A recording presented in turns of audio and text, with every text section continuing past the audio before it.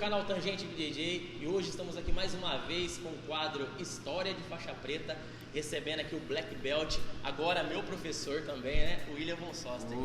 Aí sim, grande mancha. Beleza? Prazer estar aqui, prazer falar um pouquinho da minha história pra galera aí. Cara, o prazer é todo meu.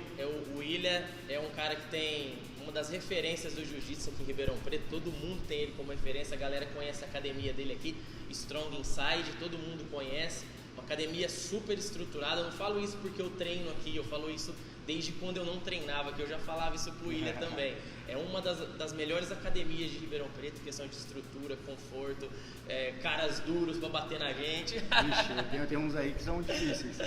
Bom demais. E vamos começar aqui fazendo umas perguntas pro William, eu tenho certeza que muita gente de Ribeirão Preto o conhece e não sabe das coisas que eu vou perguntar aqui pra ele hoje. Eu mesmo conheço faz muito tempo e tinha muita coisa que ele me contou aqui fora das câmeras, aqui nos bastidores, que eu não sabia.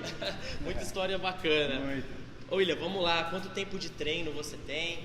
Fala aí pra gente. Legal. Eu comecei a treinar em janeiro de 2008, né? Eu cheguei a fazer uma aula experimental de jiu-jitsu em outubro de 2007, mas na época do trabalho, essas coisas não me deixavam treinar, né? Em 2008, janeiro de 2008, eu comecei a treinar mesmo. Eu comecei a treinar até por causa do Zanetti, eu era jornalista, sou jornalista, não deixei de ser. E eu fiz uma reportagem com o Zanetti, que tinha sido medalhista de ouro no Mundial da CBJJE, na faixa marrom. E eu fui lá e ele falou, pô, cara, vem fazer aqui, né, uma aula experimental. Isso só aconteceu em 2007, em outubro, uma aula experimental, mas em janeiro de 2008 eu comecei a treinar e não parei mais. Você começou com o Zanetti? Não, eu comecei a treinar na Núcleo, com o Ligeiro, mas assim, por influência do Zanetti, na época me convidou. O Zanetti era da Núcleo também? Isso, o Zanetti era da Núcleo. O Zanetti, ele tinha filhotes de Buterrier na época, e eu era louco por Buterrier. E aí um desses filhotes ficou comigo, né? Morreu faz uns 2 anos, né? Ele viveu até uns 13 anos. Nossa, que legal. E um desses cachorros. Então foi onde eu conheci o Zanetti, né? E aí o Zanetti falou, pô, vai lá treinar. Fiz essa matéria com ele, comecei a treinar em 2008, então janeiro de 2008. Então são aí 12 anos e meio, mais ou menos, de treino de jiu-jitsu. Hoje eu tô com 6 anos e meio de faixa preta. Então eu peguei a faixa preta aí com 5 anos e meio, mais ou menos, de treino, peguei a faixa preta. Já pode entrar na lista dos caras que pegou faixa preta mais rápido também. Eu peguei rápido, tem uns caras que pegaram com 3 anos, né? Mas eu peguei relativamente rápido, eu peguei muito cedo a faixa branca para azul, foi uma transição muito rápida, deu 6 meses, 7 meses. Depois eu peguei sempre nos tempos, né? 2 anos, 1 ano e meio, 1 ano. Você chegou a competir na faixa branca, caiu pra dentro dos campeonatos assim? Foi algum campeonato importante ou foi só nesses regionais aí? Fui em um campeonato importante, foi o Mundial da CBJJE. Mas assim, eu falo pra todo mundo, né? Pros meus alunos, eu com 1 mês, eu falei assim, eu vou competir. Aí teve um interno da academia, aí eu fiz 5 lutas e perdi as 5. Mas minha felicidade com 1 mês de treino foi, cara, ninguém me finalizou. Então eu falei, pô, que legal. 2 meses depois teve outra etapa do interno. E eu fiz 5 lutas e ganhei as 5. Finalizei 4 e ganhei uma por ponta final. Aí fui campeão, né? Aí eu ganhei um regionalzinho sem kimono que teve. E com 3 campeonatinhos eu fui lutar o Mundial da CBJJE. Eu tinha 5 meses e meio mais ou menos de treino. E aí eu fiz 6 lutas, finalizei 5. E na minha final, cara, foi muito legal, assim, foi engraçado, porque eu tava muito nervoso, né? Eu sempre fui uma pessoa muito ansiosa, muito nervosa. E na final eu encaixei um triângulo, o cara saiu. Eu encaixei um estrangulamento, o cara saiu. A hora que o cara saiu do meu estrangulamento, eu chutei ele com os pés pra afastar e bati no chão, assim, né? Tipo, desistindo da luta. E eu tava ganhando de 2 vantagens. E aí, porque eu tava, assim, a cabeça, é que eu falo, é coisa de faixa branca, né? A cabeça não tava funcionando, eu tava nervoso, vomitando, passando mal. Esses caras vão me matar, eu vou desistir antes, né? E aí acabei sendo vice-campeão na CBJJE com 6 lutas, foi bem legal. Passado um mesinho mais ou menos disso eu graduei, né? Com 6 meses e meio, quase 7 meses eu graduei. Pegou azul? Peguei azul. Aí na azul tem uns regionaizinhos, nada muito fora disso, né? E fiquei 2 anos, mas eu tava muito focado em trabalho ainda, né? Viajava muito a trabalho na época. E aí na roxa foi a faixa que eu falo que é a faixa que eu me descobri no jiu-jitsu, né? Todo mundo comenta, fala assim, pô, eles têm um jiu-jitsu bem agressivo, bem pra frente, né, pra pegar e tal. E eu acho que a roxa foi essa fase, né? Eu trabalhei muito o meu nervosismo, então meus primeiros campeonatos de roxa eu era muito nervoso, muito ansioso, eu passava muito mal, ficava muito estressado. E com o passar do tempo foi melhorando minha confiança nos campeonatos. E eu acho que competi muito bem no jiu-jitsu na roxa, né? Tem até algumas histórias bem legais na roxa assim comigo, principalmente envolvendo os irmãos Miau, né? Eu na roxa eu tenho um campeonato sertãozinho muito duro assim. Foi um campeonato que eu quase ganhei do Paulo. Eu tava ganhando do Paulo até os últimos 20 segundos de luta. Eles vieram pra Ribeirão, pra Sertãozinho. Pra Sertãozinho, já eram super famosos. Era Copa Sertão ou não? Era a Copa Sertão da Kamikaze, se eu não me engano. Eu não lembro direitinho. Hoje é o Dedé que organiza, mandar até um abraço pro Dedé lá. Ô Dedé, grande Dedé. E aí, assim, esse campeonato eu lembro que eu fiz uma luta muito dura com o Paulo. Eu raspei ele, quase passei a guarda dele, assim, de vantagens e tal. Essa luta tem no YouTube, muita gente já viu. Eu quero assistir também, eu não vi ainda não. E no finalzinho, cara, ele me raspa, e aí quando ele me raspa, ele ganha por uma vantagem de mim, né? A gente empata em pontos, e ele ganha de uma vantagem, se não me engano, de mim, e ele ganhou a luta bem no finalzinho. E aí ele fez a final com o Parmeza, e perdeu. O Parmeza ganhou dele de uma vantagem. O Parmeza, a galera que não sabe, ele é o seu professor, que te graduou a que é o meu faixa preta, que me deu a faixa preta, meu professor, meu grande amigo, tá hoje em Dubai, morando, e dando aula de jiu-jitsu. E aí o Paulo perdeu dele, e isso virou uma notícia na Gracie Mag, porque naquela época eles já eram famosos, e o Paulo chorou muito. Esse é assim, o dia que o Paulo Miau chorou, aí rodou essa foto e tal, e ele chorou porque ele perdeu do Parmeza, na final do absoluto, né? E era uma época que era muito difícil pra eles são muito amigos meus, né? E pra eles dependiam do dinheiro que eles ganhavam no campeonato. Eles vieram até Ribeirão Preto, até Sertãozinho, e não ganharam o dinheiro, então isso foi ruim pra eles, além da parte competitiva e tudo mais. Passado um tempo, de umas 3 semanas, a gente se encontrou de novo em Franca. Eu, Parmeza e o Paulo de um lado e eu do outro lado. E eu fui ganhando, e aí chegou na final eu e o Paulo. E o Paulo falou, vamos dividir? Vamos fechar? Vocês fecharam. Aí a gente fechou. E eu tenho essa medalha guardada no meu quarto de medalhas até hoje, que eu falo foi uma medalha importante. Da amizade que vocês pegarem Sertãozinho e tal. Sim, porque ele falou, esses caras assim são duros, né, cara? Tal. A gente pegou uma amizade, começamos a conversar com eles. E aí eu fechei com ele, falei, cara, tem uma foto eu com o Paulo Miau segurando dinheiro, né? Porque o Paulo Miau quis fechar o campeonato com a gente, cara. Fiquei super feliz. Falei, acho que o nosso jiu-jitsu tá valendo alguma coisa por aí, né? Poxa, com moral. Mas a moral grande mesmo, cara, veio um mês depois, que eles decidiram lutar o Brasileiro de Equipes, e eles não tinham atletas leves, lá na Cícero Costa. Cícero Costa ainda era pequena, não era uma equipe grande igual é hoje. E aí o Paulo e o João Miau convidaram eu e o Parmeza para formar um time, junto com mais um terceiro cara, com um quinto cara, quer dizer, para lutar o Brasileiro de Equipes.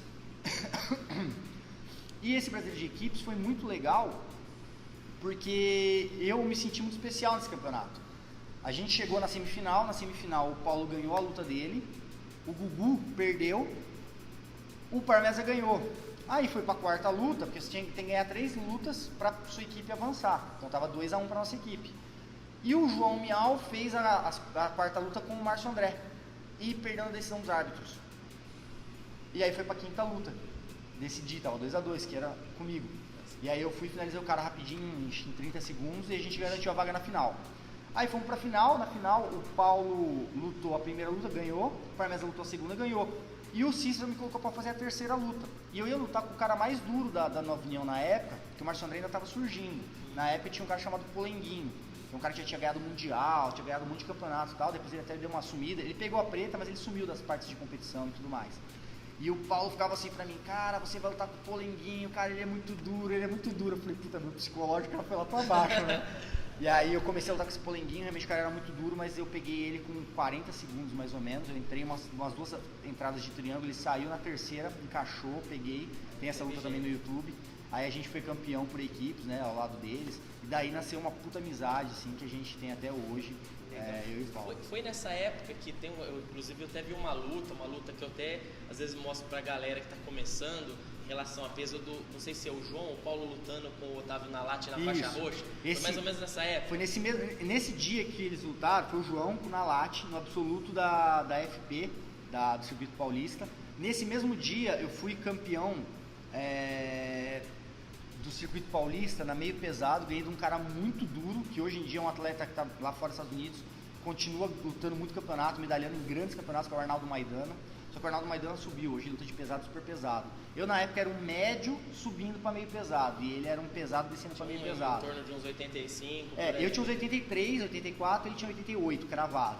E aí eu ganhei dele, aí eu lembro que foi muito legal, porque eu falo, né, você vê, o psicológico, né, o Parmeza, ele sabia que eu era ruim de cabeça, aí ele falou isso foi na semifinal que eu ganhei do Arnaldo Maidana, na verdade. Ele falou assim pra mim, esse cara aí é freguês do Bolha, Bolha vive batendo nele. Eu falei, pô, cara, eu vou tomar bem contra o Bolha, né, nos treinos, né, acho que dá pra eu ganhar desse cara, né. Aí eu fui e ganhei do cara, finalizei ele numa chave de pé. E aí, beleza, aí fui pra final, o Parmeira falou assim, esse cara aí que você vai lutar na final, cara, putz, lutei com esse cara umas 3 vezes, mano, arrebentei com ele e tal. Eu falei assim, Parmeira, mas você é você, né, cara, você é muito bom. Ele falou, não, você vai bater nele fácil, Eu fui lá e ganhei do cara numa chave de braço. Acabou a luta, o Parmeira falou assim pra mim, cara, o Bolha já perdeu umas 15 vezes desse Arnaldo Maidana, e semana retrasada eu lutei com o cara que você fez a final e o cara me pegou no armlock. Eu falei, cara, se você falasse isso pra mim, eu ia perder do cara. Ele falou assim, então você tá vendo, tipo, a cabeça às vezes é muito boa, e foi muito bom ter o Parmesa nesse aspecto, o Parmesa é um cara que sabia trabalhar bem minha cabeça. Vou fazer o seguinte, Parmesa, eu quero você como meu psicólogo. O Parmesa trabalhou muito bem. Eu falo, cara, eu tive uma mania muito feia, eu falo até pra todo mundo que treina jiu-jitsu, não virem de 4 apoios. Não virem de 4 apoios, é errado, ainda mais hoje em dia, se você vier aqui na academia, virar de 4 apoios, estiver rolando com o Jefferson, acabou, cara, com o Pedro, com o Gabriel, com o Bruninho, com vários caras, não vira, cara, o cara vai pegar suas costas, e campeonato aí fora é a mesma coisa, se você deu as costas, o cara pega, hoje em dia é outra coisa. E eu tinha essa mania, virava muito de 4 apoios pra defender guarda, e o Parmesa tirou essa minha mania na porrada, eu virava de 4 apoios, ele dava soco na minha costela. Ele não vira de 4 apoios. Cara, você falando aqui, a minha orelha tá até vermelha, que é a coisa que eu mais faço.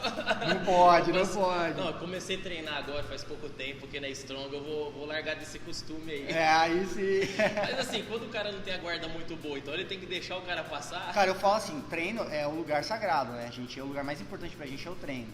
Então assim, não tem problema o cara passar sua guarda no treino, cara. Tipo, o que você faz? O cara tá passando sua guarda, deixa ele passar, não vira de 4 apoios, trabalha a reposição. O que vai acontecer? Hoje o cara passa a sua guarda, você repõe. Aí daqui um tempo, o cara vai passar a sua guarda, ele não vai mais estabilizar, você já vai começar a repor antes dele estabilizar. Aí vai chegar um tempo que ele vai começar a passar a guarda, você já vai estar estabilizando antes.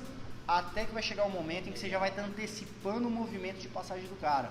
Então, cara, e essa lição eu aprendi na marra com o Parmesa, mas o cara que sempre eu ouvi falar isso era o Romulo Barral. O Romulo Barral sempre falava isso aí, cara. Melhor o cara passar do que você virar de costas. Olha aí que da hora. É. Não, muito bom. Isso, então toda essa história foi na faixa roxa, né? Isso, a faixa roxa foi a faixa que fala assim, que moldou o meu jiu-jitsu, né? Foi a faixa que eu comecei a passar guarda, eu não passava guarda até a faixa roxa, só fazia guarda. Foi onde eu comecei a treinar um pouquinho de quedas, né? Na verdade eu melhorei minhas quedas mesmo, foi na preta. Mas na roxa foi onde eu comecei a treinar um pouquinho mais de quedas, eu tenho algumas quedas muito boas, então às vezes até me aventuro nos judôs aí. Mas assim, nunca foi meu foco. Mas passar a guarda, porque eu sentia que era uma deficiência, o Parmesa puxava muito minha orelha. Tem que passar a guarda, tem que passar a guarda. E aí foi onde eu comecei a passar um pouco mais de guarda também, né? E, o jogo preferido é ainda é guarda. O campeonato eu chamo pra guarda, não tem jeito. Eu até subo pra passar a guarda, mas primeiro eu chamo. Eu não tento quedar. Eu chamo, raspo, ou se chamar junto, às vezes eu subo e passo. Mas eu chamo. Campeonato eu sempre chamo. Interessante. Aí na Marrom ficou quanto tempo, mais ou menos? Marrom fiquei 1 ano certinho. Eu lutei nos campeonatos na região, que eu ganhei e tudo. Mas eu não competi muito na Marrom, não. Na Marrom eu tava trabalhando, eu tava com outros planos, né? Mas eu tava treinando muito bem na Marrom. E fiquei 1 ano certinho, deu 1 ano, o Parmesa me graduou na faixa preta. Eu falo assim, né, o Parmesa ele sempre foi o meu grande professor de consideração e professor real também. Porque quando eu comecei a treinar jiu-jitsu, eu cheguei a pegar a faixa azul, eu treinava na nuca, eu peguei a faixa azul com ligeiro. Nesse momento o Parmesa já estava de roxa e ele começou a dar aula. Então eu comecei já a treinar nos horários do Parmesa, além de outros horários da academia que eu ia. Às vezes eu ia no da manhã, às vezes eu ia no da noite, às vezes eu ia no da tarde, mas eu treinava no horário do Parmesa. E aí eu peguei a roxa, não pelo Parmesa, porque o Parmesa era roxa. Então ele não podia me dar a roxa, mas eu peguei a roxa e treinava com o Parmesa. Aí o Parmesa pegou a marrom, e aí aconteceu a mesma coisa. Eu peguei a marrom com o Parmesa sendo marrom, ele não podia me dar a faixa. Mas eu era aluno do Parmesa, e aí quando o Parmesa pegou a preta, passou um tempo aí de preta, ele me graduou de preta. Né? Nesse tempo, assim, nessa transição de faixa, que ele graduou, assim, uma graduação à frente de você, no caso assim, você pegou roxa, depois de 6 meses, assim, no caso, ele graduou para marrom? Não chegou, na roxa não chegou a dar. O roxo, o Parmesa ficou muito tempo de roxa. Tanto que a gente lutou o sul-americano de roxa. Eu e ele. A gente tem foto junto no pódio de roxa. O brasileiro de equipes, a gente lutou junto de roxa. Só que a gente lutou, acho que o sul-americano, aí ele já pegou o marrom. Aí quando ele pegou o marrom, no outro ano, no final do ano, eu peguei a marrom também.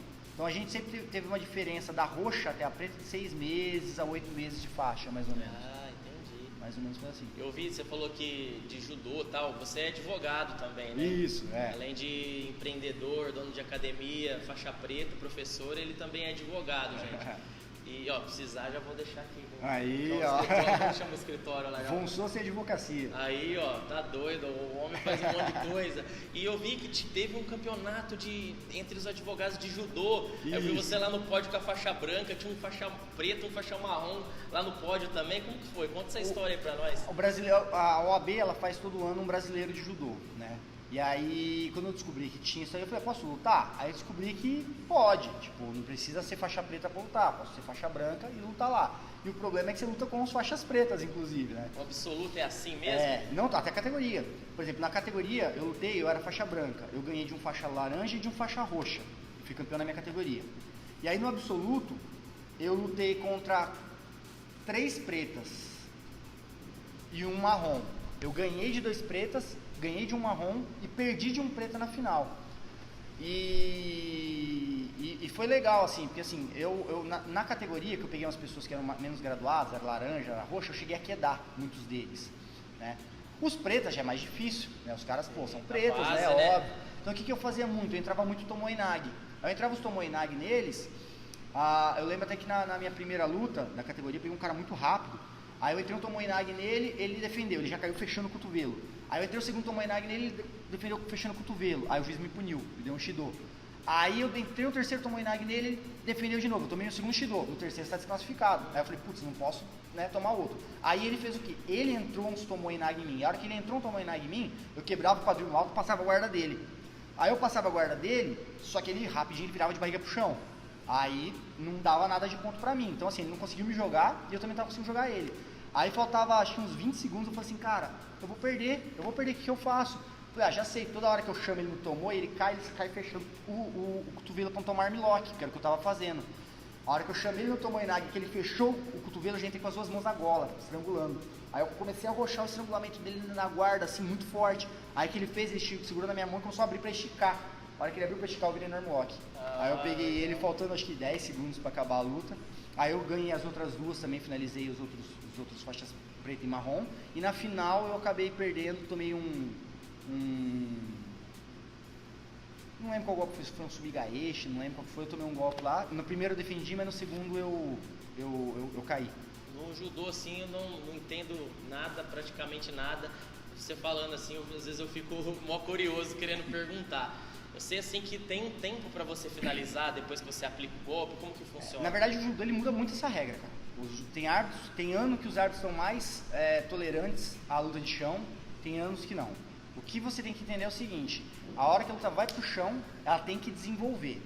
O juiz tem que perceber que ela está evoluindo. Se o juiz achar que a luta está parada, você está esperando uma oportunidade, ataquei aqui, não deu certo, ataquei aqui, não deu certo, o juiz já para. Então se ele já entrou a mão, a outra mão já entrou, já deu perigo, aí ele vai soltar o tempo, até o cara defender ou até você pegar. Tá? Mas geralmente é assim, você tem que estar proativo. Se não estiver proativo, o juiz vai parar e vai voltar em pé. E eu vejo assim, muitos, eu inclusive assistindo até nas Olimpíadas, se qualquer entrada de queda relou as costas no chão, aí já para e volta em pé de novo, vai a pontuação? Aí vai depender do jeito que você bateu. Bateu de costas inteiras no chão, é o famoso ippon, né? Bateu de lado, meia costas na verdade, você vai ter o vazare, né? E aí tem algumas outras pontuações. Tem época que eles estão com cocá, aí tiraram o cocá, aí virou uma outra pontuação, então eles mudam muito essas regras, né? Falando em pontuação, galera, o William também ele é árbitro, da Federação Paulista. Da IBJJF. IBJJF, e inclusive ele até arbitrou algumas lutas minhas, vou até passar umas fotos aqui.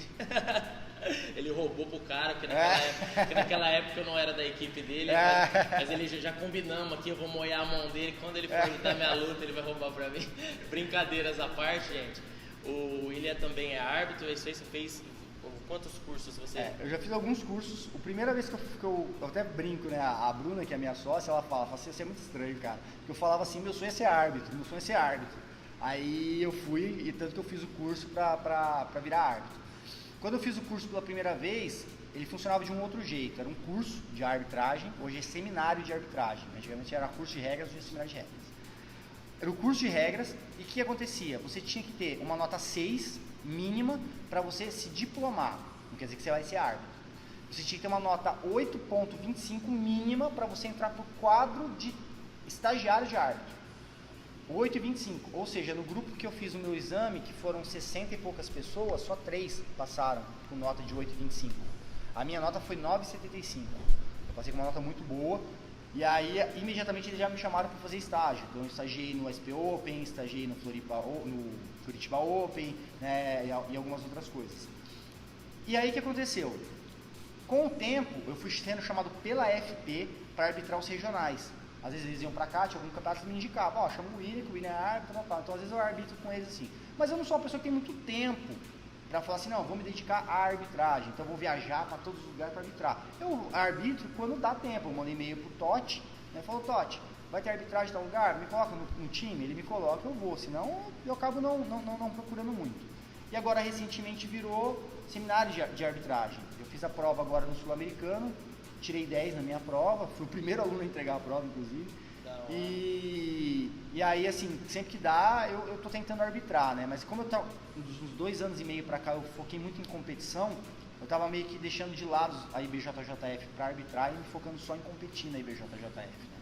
Bacana. Tem também, eu sei o nome dele, porque ele já me expulsou bastante já das áreas de luta, às vezes quando eu tô ali assistindo uma luta. O Jeremias. O Jeremias, ele é o quê? O Jeremias, ele é árbitro da IBJJF, ele é coordenador, né, na verdade, e ele é o presidente de arbitragem da FPJJ, ele que sempre me convida para às vezes estar com o time aqui e tal. E vale lembrar uma coisa, né, o pessoal fala, infelizmente muitas pessoas não conhecem bem as regras do jiu-jitsu, isso é normal. Eu até vi o Álvaro Mansur, que é o grande expoente da arbitragem da IBJJF, ele fala que o jiu-jitsu é provavelmente o único esporte que o atleta chega para competir e ele não sabe as regras. Ele não sabe, os professores não sabem as regras, cara. A gente já viu absurdos de professor, o cara dá uma supinada do 100 kg, o cara fala, os 2 pontos de raspagem. Cara, não é, né? Ou então o cara sabe, olha pra torcida, gesticula pra torcida, aí o árbitro pune e o cara fala assim, não, pô, tá errado, não pode punir. Lógico que pode, tá lá na regra, falando que se você fizer qualquer coisa que conteste a decisão do árbitro, seja pro árbitro, seja pra quem tá do lado de fora, você vai ser punido. Então tem vários erros, então o pessoal reclama muito sem saber a regra.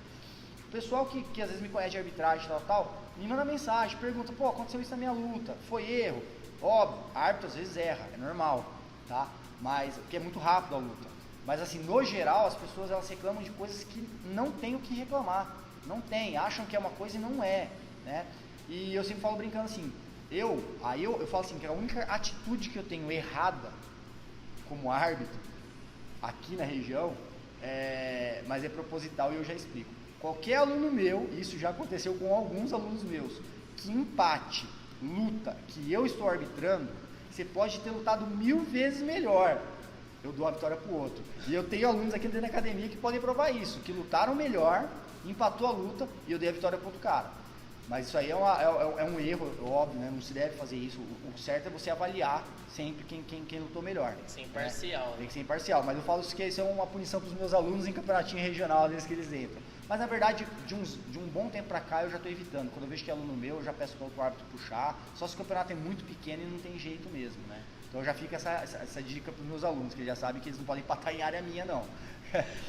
Você falando de que os professores vão sem saber as regras, eu estou dizendo que ele não sabe as regras. Eu assisti semana retrasada, eu tinha visto na época que aconteceu o campeonato mundial, o absoluto do Mike Musumeci e o Ali, eles lutaram. E foi uma luta bem parelha, sabe? E o Ali ganhou e parece assim, que estava no canal da IBJJF. No finalzinho, parece que você consegue ouvir o Caio Terra em português falando, o árbitro era brasileiro, né? Conversando com o árbitro, reclamando que o Mike Musumeci tinha ganho uma vantagem uma hora lá, que tipo, se ele ganha essa vantagem, ele ia empatar. E parece que o Ali ganhou por uma vantagem nessa luta. Isso, foi. Europeu. E ele foi europeu? Foi europeu. Aí ele pegou e começou a reclamar com o árbitro, e o árbitro foi lá e começou a conversar com ele, aí deixou assim, coisa assim de uns 20 segundos, você escutava o Caio Terra claramente reclamando com o árbitro em relação a isso aí. Não que ele não saiba, né? Mas às vezes é um ponto de vista dele. Sim, né? tem coisas que assim, aí a gente fala, né? O Álvaro ele sempre fala, não existe interpretação do árbitro, não existe. O que às vezes pode acontecer é uma contagem de tempo que às vezes é um pouco rápida para alguns e às vezes não é para outros. Então, até a gente fala, né, a passagem de guarda, né, a toreada, o cara às vezes dá aquela toreada, ele passa da linha do quadril do cara, mas uma das orientações só vai ser vantagem se nessa toreada o cara correr para a cabeça do adversário, e aí o cara repôs, aí você dá vantagem. Se ele só tirar a perna do cara e o cara voltar, mas eu passei da linha do quadril. A orientação da IBJJF muitas vezes é que não se dê vantagem nesse aspecto. E aí vai ficar aquela briga, mas ele passou do quadril, então é vantagem. Não, mas o árbitro falou, não, mas não é. Não é.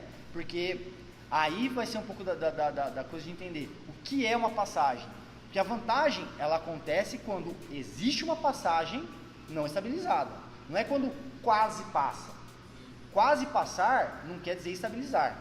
Quase passar é o seguinte, eu passei e não estabilizei 3 segundos. Isso é vantagem. Então, eu fiz um movimento bonito, que foi lindo, maravilhoso, eu tirei as pernas do cara. Mas, cara, isso não quer dizer que isso vai ser vantagem. Tá? Então, tem muita gente que até entende o grosso das regras, mas as regras pormenores, assim, às vezes, que são as que fazem diferença na competição, às vezes a pessoa não sabe e depois fica reclamando. Então, assim, quem quiser, eu sou super acessível, cara. Manda mensagem pra mim.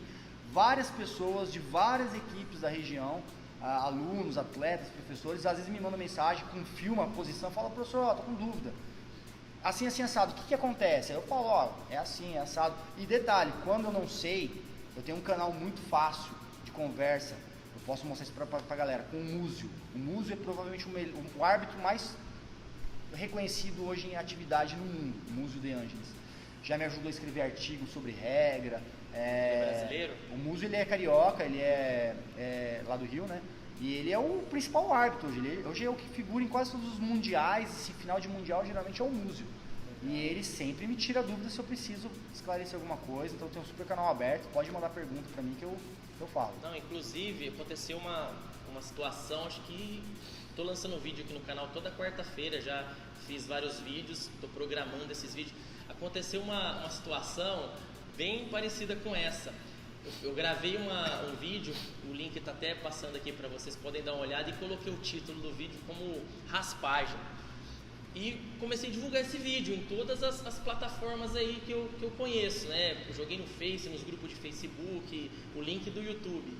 E no WhatsApp eu estou fazendo parte de um grupo que é do Alex Lobo, da Copa Extreme. Vou até mandar um abraço para ele organiza a Copa Extreme lá naquela região de Marília, ali, é um pouquinho longe daqui de Ribeirão Preto. Teve um professor, o Alex Bochecha, ele pegou e falou assim, bacana, os gordinhos usam muito, mas isso não é raspagem, né? Ele mandou lá no grupo. Aí na hora eu peguei e falei, ele falou assim, como árbitro, isso não é raspagem. Eu falei, quem sou eu, né, pra discutir com o rapaz? Antes eu vou procurar me informar, né? E outra, né, jamais eu ia discutir com ele ali mesmo, ele estando errado. Eu chamaria ele no particular. Mas aquilo me fez eu ficar pensativo. Eu revi o vídeo da posição, sendo que eu mesmo edito, eu revi o vídeo da posição e falei, cara, eu acho que ele tem razão. Já na hora, eu já mandei aqui pro professor. O professor na hora já falou pra mim, cara, eu vi esse vídeo, eu ia até te mandar uma mensagem, eu esqueci. Ele falou pra mim, realmente não é raspagem, porque ele toreia, né? Ele não toreia, não. Ele toma passagem, e o que ele toma passagem, ele faz a pegada de faixa, o cara já passado, né? E aí ele dá a supinada. Tem uma estabilização até ali. Sim, né? Ali no caso ele até ele estabiliza. E se ele estabilizar, além de tudo, ele dá os 3 pontos pro cara que passou. Mas se o cara fizer um movimento muito rápido, sem estabilizar, e o cara der a barrigada, vantagem pro cara que passou e nada pro cara que inverteu. Isto é, o cara vai estar lá em cima, agarrado na kimura. Se ele não pegar aquela kimura, ele tá perdendo. Vamos supor que falta assim 10 segundos para acabar, tá 0-0, acontece algo desse tipo. O cara que tá por baixo ali, quase tomando uma kimura, se defendendo, ganha a luta. O cara que tá tomando a kimura ganha. Porque assim, como eu falei, a kimura, o golpe de finalização, ele tem que ter real perigo. O cara encaixou a finalização, o cara tá segurando a faixa, não tem real perigo. Não tem real perigo, não tem vantagem. É igual estrangulamento, o cara encaixou a mão aqui. Se o juiz não vê que tá arrochado, não tem real perigo. Aí aquela situação, o cara pega o armlock, o outro cara é extremamente flexível. Beleza, aí o juiz vai ter que avaliar. O cara que está tomando o arm lock, para ele não tem real perigo, porque ele é um cara absurdamente flexível. Porém, não é essa a visão do árbitro. Tem que pensar se o golpe tem real perigo. Uma pessoa normal bateria? Provavelmente. Então o golpe tem real perigo. Ah, aquele cara não bateu, não interessa. Uma pessoa normal bateria? Bateria, então tem vantagem. Se o cara está defendendo a Kimura aqui na faixa, não tem real perigo, não vai ter vantagem. Então o outro cara passou, ganhou a vantagem, tomou uma supinada, no final o cara encaixou a Kimura e o cara defendeu, acabou a luta, vantagem do cara que passou apenas. Ah, sim. Inclusive, até falando do pessoal daquela região de Marília ali, eu fui lutar o campeonato uma vez, eu acho que foi em Lins, aí no absoluto peguei um cara mais levinho que eu, tinha até uns caras maiores, e aconteceu, deu puxar pra guarda, o cara veio quase passando assim, eu na fechada, eu fechei a meia e encaixei a Kimura, sabe aquela Kimura que fica por baixo de meia guarda? Uhum.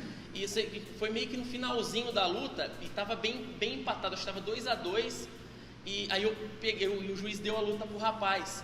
Aí eu peguei, foi filmada a luta, fui até o James, né, que é o James que organiza o circuito interior, eu levei o vídeo, ele foi super educado comigo, mostrei pra ele, aí ele pegou e me falou exatamente isso. Mas você só encaixou, e eu queria uma vantagem pelo fato de eu ter só encaixado, mas o cara tava até com a mão aqui, ó, e eu com a Kimura encaixada assim, aí ele meio que abraçou, queria abraçar minha cabeça e foi lá e segurou na meia guarda, né, essa mão, ele meio que esgrimou ali. E eu entrei. Aí ele pegou e falou isso pra mim. Aí na hora eu nem discutia. Porque a gente tem, quando a gente não tem certeza, é melhor ficar quieto, né? É melhor não falar. Tem tudo isso. Aí vamos falar também agora sobre o empreendedorismo. O William, ele tem essa academia aqui, a Strong Inside. Quanto tempo tem a Strong Inside aqui, William? A Strong Inside, ela tá com quase 3 anos. A gente faz 3 anos agora em junho. A gente montou a primeira academia, foi lá no Botânico. Ela era ali perto na avenida ali, aquela avenida principal do Botânico que tem ali. E a gente montou ela em junho de 2017. E quando foi outubro de 2018, a gente se mudou pra cá. A gente veio pra cá, esse prédio aqui. O Maurílio, que é um faixa preta meu, ele tinha esse terreno, ele falou, pô, vamos construir? Eu falei, vamos. Aí ele construiu pra gente, do jeito que a gente queria, a estrutura que a gente queria. Quando a gente montou a primeira unidade, a gente já abriu a academia, né? Eu já tinha, a galera já me conhecia como professor de jiu-jitsu e tudo mais, então a gente já abriu a academia com 42 alunos, logo no primeiro mês. Então a gente começou a crescer muito rápido, e quando a gente estava com 1 ano lá, a gente já estava beirando uns 75, 80 alunos, e a academia estava pequena, não estava mais suportando, né? Aí aconteceu esse projeto, montamos aqui. Hoje a Strong está com 130 alunos mais ou menos. Nós temos alunos de todas as idades, eu tenho desde criança de 4 ou 5 anos até senhores de 65, 67 anos treinando. Eu tenho mais ou menos aqui uns 19 ou 20 faixas pretas. Eu tenho mais ou menos umas 30 meninas treinando, né, mulheres treinando. Eu tenho por volta de uns 30, entre homens e mulheres e crianças, 30, 35 faixas brancas, né? Muitos coloridas. Eu tenho muitos competidores, eu tenho caras que não são competidores, eu tenho pessoas que estão aqui como objeto de realização pessoal da vida, para ser uma pessoa melhor, uma pessoa mais feliz. Então a gente tem de tudo. A gente fala que o nosso principal lema aqui é o jiu-jitsu é para todos. Sim. E aqui você encontra todos os tipos de pessoas, cada um de todas com seu objetivo, formas, né? Pessoas de todas as classes sociais você tem aqui, convivendo igualmente, normal. Cara, quem treina aqui, quem já veio treinar aqui, quem conhece a gente sabe que aqui é um clima de muita amizade sempre, cara. Tipo assim, e fazer isso numa academia com 130 alunos é uma coisa que orgulha muito a gente, porque quanto mais gente você tem, mais fácil você ter atrito entre as pessoas. E a nossa cultura aqui dentro da Strong é sempre assim, cara, criar um clima muito cordial. Então é óbvio que pessoas têm mais afinidade com outras, mas ninguém aqui se desrespeita, ninguém aqui tem inimizade com ninguém. E assim, é fantástico ver que chega um aluno novo na academia, ele sempre é bem recepcionado. Novo que eu digo, não só novo que já treina, principalmente um cara que nunca treinou. As pessoas grudam nessa pessoa e falam, cara, faz assim, faz assado aqui, vou te ajudar assim. Quando eu comecei também era assim. Então a gente aqui tem um clima muito de ajudar as pessoas, né? Então eu acho que isso é um grande diferencial aqui na academia. E hoje a gente já começou a abrir aí para professores afiliados, inclusive o Mancha hoje é um dos nossos professores afiliados aqui. Então a gente abriu esse projeto em janeiro praticamente, aí antes aí do coronavírus. Eu que apavorei. Você falou que tava engatilhando. Era projeto. Era um projeto. Aí o Mancha chegou, conversou com a gente e falou, então vamos acelerar esse negócio. A gente resolveu tudo e hoje a gente já está aí com, se eu não me engano, 6 professores afiliados aqui na academia, dando aula com todo o sistema que a gente desenvolveu, sistema tanto de aulas como de marketing, sistemas didáticos, né, e por aí vai. A gente fala assim, né, que a parte técnica, o professor ele já vem com a sua bagagem técnica. A gente obviamente quer sempre aumentar a bagagem técnica, tanto nossa quanto dos nossos professores, mas a nossa ideia aqui é mais ensinar um pouco do que a gente aprendeu, mostrar um pouco da nossa experiência como professores, o que deu certo, o que deu errado, né, e o que der para eles aplicarem nas suas vidas como professores de jiu-jitsu. Muito bom, muito bacana. Tem mais algumas perguntas aqui que a gente vai fazer pro William em relação assim, não é porque você chegou na faixa preta, você não vai ter seus ídolos, né? Porque normalmente quem começa que se inspira, se espelha, inspira até em outros atletas. Quem é a sua inspiração no jiu-jitsu? Em quem você se espelha? Quem você gosta muito? Qual jiu-jitsu você fala, é da hora, é diferenciado, eu gosto desse cara. Tem isso, lógico, Sim, né? tem. Teve um vídeo esses dias, né, que o cara fala assim, os top 5 dos atletas que nunca foram finalizados na faixa preta, né? Aí o número 2 ele dá pro Rafael Mendes. É do Jaime, né? É do Jaime. Mais ação jiu-jitsu, eu assisto. Ele deu o número 2 pro Rafael Mendes, e ele fala uma coisa assim, olha, todos aqui dessa lista lutam jiu-jitsu, menos esse cara. Esse cara faz qualquer coisa menos jiu-jitsu. Isso não é jiu-jitsu. Isso aqui é outra coisa, é outro esporte, é outra arte marcial, ele é o bruxo. Então assim, o Rafael Mendes é com certeza um cara que me impressiona demais pela visão, de como ele enxerga golpes de absolutamente todos os lugares. O cara é sensacional. Mas eu tô falando dele puxando um pouco para os caras mais novos, né? Então vou falar um pouquinho mais depois, Paulo Miyao. Para mim o Paulo Miyao é um cara sensacional, porque pela filosofia dele, nas filosofias dele, o modo como ele encara o jiu-jitsu, como o jiu-jitsu é a vida dele, o modo como ele se dedica para treinar, como ele é competitivo, como ele aprende com os erros dele, como ele ganha, como ele perde, como ele se comporta, o modo do Paulo se comportar. Para quem não sabe, muito em breve, não sei exatamente ainda quando, eu estou para publicar um livro sobre o Paulo Miyao, né, uma biografia do Paulo Miyao, com textos do Paulo Miyao também. Então sou eu contando a história do Paulo Miyao e o Paulo Miyao completando com alguns textos próprios dele. Muito em breve aí a gente deve ter esse livro aí. Já está pronto a minha parte desde o ano passado, finalzinho do ano passado. E aí agora o Paulo está terminando de fazer umas coisas para a gente fazer isso aí. Provavelmente vai ser disponível em e-book, pelo Amazon, alguma coisa do tipo, né? Legal. Agora, dos caras mais antigos, assim, eu falo assim, cara, 2 caras, que um até hoje bem ativo, né? Que é o Rômulo Barral, tipo de guarda, sempre gostei muito. Tanto que a minha passagem de guarda, ela é muito, muito baseada na dele. Eu passo cruzando o joelho estrangulando. É o que eu gosto de fazer, é o meu jogo forte, que é o jogo dele, né? E eu falei até com ele, né? Eu fui fazer o Nós da Aurora Boreal. Quando o cara foi gravar comigo a reportagem da Aurora Boreal, eu tava com a camiseta da Everyday Porrada. E ele viu pelo Facebook, esse cara tá usando a camisa da Everyday Porrada, né? Aí quando eu fui lá no PAN, nos Estados Unidos, que eu ganhei o PAN, ele veio conversar comigo, falou, puta, cara, ficou muito legal aquela matéria da Aurora Boreal, você com a camisa da Everyday Porrada e tal.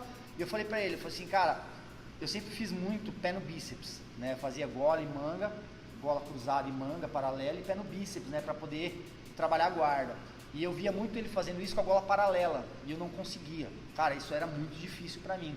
Aí eu falei pra ele, de tanto ver ele fazer, eu comecei a treinar e comecei a fazer. Então hoje eu tenho um domínio muito forte de gola paralela e manga paralela para dominar o adversário e atacar de gola cruzada. E foi o que ele falou assim, pra mim quando eu queria segurar o cara era gola paralela. Quando eu queria atacar era gola cruzada, manga e gola cruzada, manga e gola paralela. E pé no bíceps, né? Então assim, foi um cara que me inspirou muito no meu próprio jogo. E um cara que eu gostava de ver, Não que eu peguei do jogo dele muita coisa, mas eu gostava muito de ver o Marcelinho Garcia. Nossa senhora. Nossa, eu gostava muito de ver ele lutar, cara. Top demais. Inclusive, eu acho que ele é um dos pioneiros, assim, a sair do Brasil e ir para os Estados Unidos, né? É, uma academia das mais antigas que tem lá em Nova York, né? Junto com a do Renzo. E hoje tem, acho que as maiores academias de Nova York hoje são a do Marcelinho Garcia, do Renzo, a Unity, que é do Murilo Santana, que inclusive já veio treinar aqui com a gente aqui na Strong. E ali na região ali tem a do JT Torres também, que é um pouquinho mais afastada ali, né? Mas são as maiores academias de Nova York. E o Marcelinho Garcia está lá há muitos anos, criou grandes atletas lá e está muito bem, Todos esses caras, além de ser bons de jiu-jitsu, são empreendedores também, né? Tem os negócios de fora do Brasil, as academias, né? Que todo mundo aí que já entrou no universo nosso do jiu-jitsu conhece. Muito bom. E uma coisa também, gostaria muito de perguntar, você tem alguma assim, tô vendo você falando das passagens, da guarda, de pegada, finalização favorita? Eu imagino algumas já, porque eu já vi assistir já algumas lutas suas, mas fala pra galera aí. Eu gosto muito, assim, eu falo, graças a Deus, eu tenho um bom repertório de finalização, né? Eu pego de onde aparece, onde vacila eu tento pegar. Mas, assim, pensando numa sequência do que eu mais uso, acho que a finalização que mais sai minha, primeiro é triângulo e depois seria chave de pé. Chaves de pé, não necessariamente pé reta ou americana de pé, mas chaves de pé em geral, leg lock também.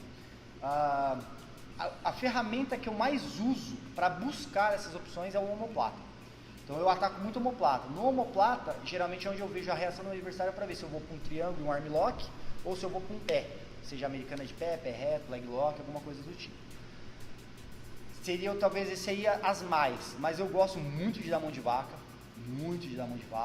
Eu gosto muito de estrangulamento de gola cruzada, tanto na guarda quanto passando guarda. Eu gosto muito do loop choke, ataco muito rápido loop choke também. Gosto muito de estrangulamento das costas, de arm lock das costas. Eu gosto de umas coisas meio diferentes também. Então, eu gosto de fazer chave de rim, eu gosto de fazer chave de virilha, chave de panturrilha, chave de bíceps. Assim, eu gosto de fazer umas coisas que às vezes a galera não tá esperando muito, assim, né? E dá certo. Eu ataco muito hoje. O meu jogo principal é guarda aberta. Mas quando às vezes cai na 50, eu evito pôr na 50. Mas se põe é um dos meus jogos fortes também. Eu gosto muito de jogar na 50. E às vezes quando eu subo pra passar guarda, o cara me coloca na 50, eu também adoro. Porque eu ataco bem ele da 50, né? Mesmo às vezes cedendo às vezes uma pontuação, uma raspagem, uma vantagem. Geralmente quando eu ataco da 50, eu ataco pra acabar com a luta. Legal, bom demais, galera, ó. Quem for lutar com ele, já treina essas defesas aí, que o bichão tá afiado. Ó, galera, tive aqui hoje então com o William Von Sostre da Strong Inside, equipe Strong Inside agora, né? A equipe Strong Inside já tá lá na IBJJF. Isso. Todo mundo, os atletas que treinam aqui vão competir, estão competindo já pela Strong Inside, né? Isso. É isso. A gente, de um ano pra cá mais ou menos, eu sou Cícero Costa, a Bruna, que é minha sócia, ela é Atos, mas a gente acabou montando também a equipe Strong Inside para facilitar, principalmente porque eu gosto muito de falar para meus alunos estarem registrados. Então, para não ter que ficar toda hora mandando documentação lá ou para Cícero assinar ou para Atos assinar, eu peço para meus alunos se registrarem, a gente assina a documentação deles, eles têm um registro, eles têm um currículo de faixas garantido lá na IBJJF, para, como eu falei, hoje eu não sou atleta, amanhã você pode ser. Hoje eu não sou professor, talvez na faixa preta você queira ser professor de jiu-jitsu e ter todo um registro histórico perante a federação, eu acho muito importante, né? A gente sempre trabalha aqui, eu falo que a gente até agora depois pós-corona, né? A gente trabalhou muito a questão do site, então a gente fala que o jiu-jitsu ele é além do tatame, então aqui a gente treina muito jiu-jitsu no tatame, mas ao mesmo tempo a gente tem muito conteúdo fora do tatame pra galera. Então, que nem eu falo, a gente sempre está com seminário de regras, eu faço muito seminário sobre história do jiu-jitsu, a gente adora falar sobre história do jiu-jitsu, eu já escrevi muitos artigos para a Gracie Magazine sobre história do jiu-jitsu, acho que são quase 30 artigos, 26 artigos, agora não lembro direitinho, publicados sobre história, e vira e mexe a Gracie Mag reposta os meus artigos, porque são curiosidades muito importantes. Aqui na academia tem vários desses artigos nas paredes, né? A gente fez um trabalho muito legal em Ribeirão Preto, que foi a revista, né, do jiu-jitsu, que conta um pouco da história do jiu-jitsu em Ribeirão Preto. Então você quer saber, meu professor é tal, de tal equipe, cara, aqui vai estar falando da onde o seu professor veio com toda certeza. Aqui a gente está contando os primórdios do jiu-jitsu, os primeiros caras que chegaram em Ribeirão Preto com jiu-jitsu, as primeiras equipes e meio que as difusões que se surgiram a partir daí, né? Como a gente, eu que era da Núcleo, hoje sou Cícero Costa, a fundação da Strong Inside, outras equipes que se desmembraram, né? Como a Robson Moura, que antigamente era a Nova União Robson Moura, aí virou só Robson Moura, virou só o Chirubira, a Nova União foi para o outro lado. Então você tem vários desmembramentos aqui na história do jiu-jitsu, a revista foi um trabalho de pesquisa bem legal. Então a nossa ideia é sempre passar jiu-jitsu da forma mais completa para quem a gente tem contato. Então ele sabe treinar, ele sabe competir, se ele quiser competir, ninguém aqui é obrigado a competir.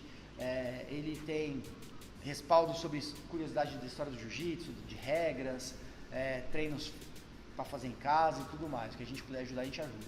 Bacana, maravilha. Galera, as redes sociais aqui do Willy da Strong Side vai estar aqui para vocês. Beleza? Obrigado, William. Valeu. Tamo junto. Obrigado. Os. E aí, gostou do vídeo? Então deixa o like para fortalecer o canal.